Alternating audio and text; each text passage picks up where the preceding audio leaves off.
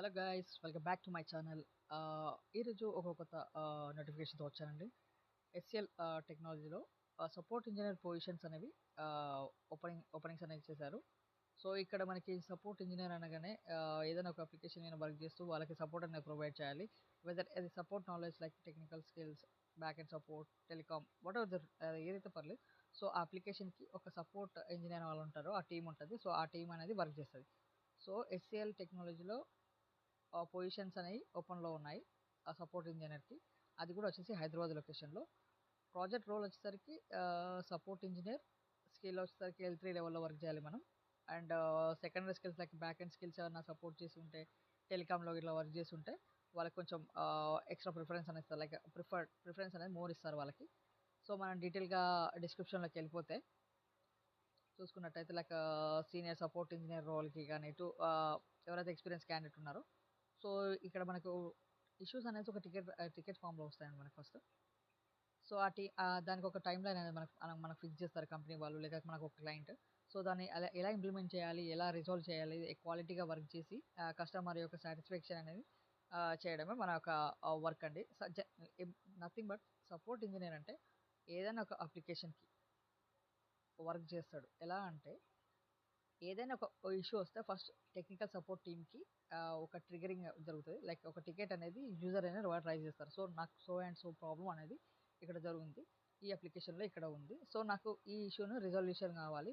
నాకు మళ్ళీ లేకపోతే నా బిజినెస్ ఎఫెక్ట్ అవుతుంది. ఇప్పుడు నా అప్లికేషన్ రన్ అవుతూ ఎవరైతే అప్లికేషన్ యూజ్ చేసుకుంటున్నారో వాళ్ళకి అప్లికేషన్ పర్ఫార్మెన్స్ తగ్గిపోయినా కానీ, లైక్ స్లోనెస్ రాని, ఇలాంటి చిన్న చిన్న వాటికి వాళ్ళ టికెట్స్ అనేవి రైజ్ చేసిన, సో అది వాళ్ళకి పెద్ద ఇంపాక్ట్ అనేది ఉంటుంది. సో మనకి జనరల్గా సపోర్ట్ ఇంజనీర్కి ఐడియా ఉంటుంది ఈ ఇష్యూ లెవెల్ అనేది చాలా లో, బట్ దాని ఇంపాక్ట్ మాత్రం ఆ కస్టమర్ కూడా ఫేస్ చేస్తాడు. సో అలాంటి ఇంపాక్ట్స్ అనేటివి ఆ బిజినెస్ ఏది కాంప్లిమెంటరీగా సారీ పెద్ద ఇష్యూ లాంటివి కాకుండా ఉండడానికి, సో ఈ సపోర్ట్ ఇంజనీర్ వాళ్ళు బ్యాక్ ఎండ్ లాగా వాళ్ళకి సపోర్ట్ చేసి ఆ ఇష్యూ అనేది రిజాల్వ్ చేసి కస్టమర్కి ప్రాబ్లం రిజల్యూషన్ ఒక టికెటింగ్ మెథడ్ ద్వారా చేసి ఆ రిజల్యూషన్ అనేది అప్డేట్ చేస్తారు.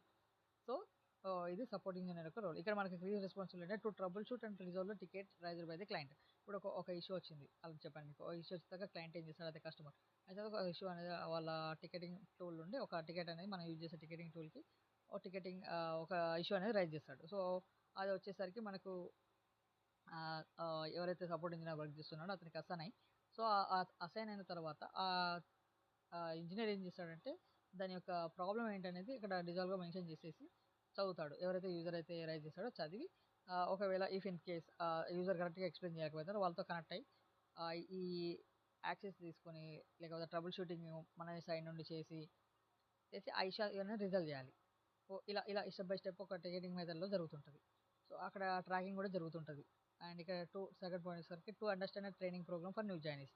ఎవరైతే ఇప్పుడు న్యూ జాయినీస్ ఉంటారో వాళ్ళకి ట్రైనింగ్ ప్రోగ్రామ్ కండక్ట్ చేయడం, లేకపోతే కొందరు లైక్ క్లయింట్స్కి కూడా అప్పుడప్పుడు వాళ్ళకి ప్రోగ్రామ్స్ అన్ని కండక్ట్ చేసి మన వీటి మీద కూడా యాజ్ పర్ ప్రాజెక్ట్ ప్రకారం ఇలాంటివి మనం క్లయింట్స్కి కూడా ట్రైనింగ్ ప్రోగ్రామ్స్ వీడియోస్ అలా చూసి వాళ్ళకి ఎక్స్ప్లెయిన్ చేయడం, ఇలాంటివి కూడా కొన్ని ప్రాజెక్ట్లో డిఫరెంట్గా ఉంటుంది.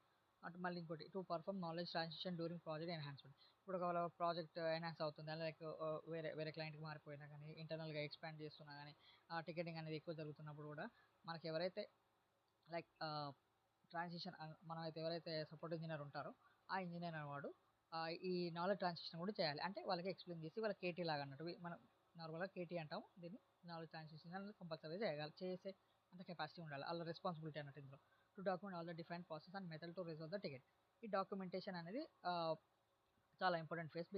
ఎందుకంటే ఏ ఇష్యూ అనేది ఎలా వచ్చింది అనేది ఫ్యూచర్ రెఫరెన్స్ కోసం ఏ స్టెప్స్ చేసామనేది ఒక ఇష్యూ, దానికి వచ్చిన ట్రబుల్ షూటింగ్ స్టెప్స్, దాన్ని ఎలా రిజాల్వ్ చేశాను అనే ఒక కంక్లూజన్. సో ఇలానే ఒక సీరియల్ ప్యాటర్న్లో మెయింటైన్ చేసుకుంటారు. సో దాన్ని ఒక డాక్యుమెంటేషన్ చేసి ఫ్యూచర్ రిఫరెన్స్ కోసం ఒక స్టోరేజ్ ఇస్తారు అన్నట్టు. మళ్ళీ ఇంకో point to update self on latest technology and related area. So ఇక్కడ ఏం చేయాలి మనం, లైక్ మన టెక్నాలజీ ఏరియాలో ఏదైతే అవుతుందో, లైక్ న్యూ టెక్నాలజీ మనం ఇన్బిల్డ్ చేసుకోవడానికి కొత్త రిలేటెడ్ ఏరియాస్ ఏదైతే మల్టిపుల్గా వర్క్ చేయడం కూడా జరుగుతుంది. అండ్ దాన్ని కూడా యూనిఫైడ్ టీమ్ అంటారు. సో ఇక్కడ మనకు ఆల్రెడీ వచ్చేసి ఒక 5 పొజిషన్స్ అనేసి మెన్షన్ చేశారు హైదరాబాద్ లొకేషన్కి సపోర్ట్ ఇంజనీర్లో. సో ఎస్ఎల్ అనే ఓపెన్ అయ్యాయి. ఈ ఈ లింక్ అనేది మన వీడియో డిస్క్రిప్షన్లో నేను మెన్షన్ చేస్తాను. ఎవరికైతే ఇంట్రెస్ట్ ఉన్నా వాళ్ళకి ఎక్స్పీరియన్స్ అనేది ఉంటే ఇంకా చాలా అడ్వాంటేజ్ అండి. సో ప్యాకేజ్ వచ్చేసరికి హెచ్సిఎల్ కాబట్టి మనం ఎక్స్పెక్ట్ చేయొచ్చు above 4 LPA to 4 LPA to 8-9 LPA కూడా ఉండొచ్చు as per experience.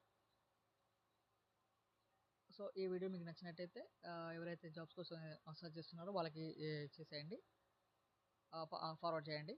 And please like subscribe to my channel. Thanks for watching.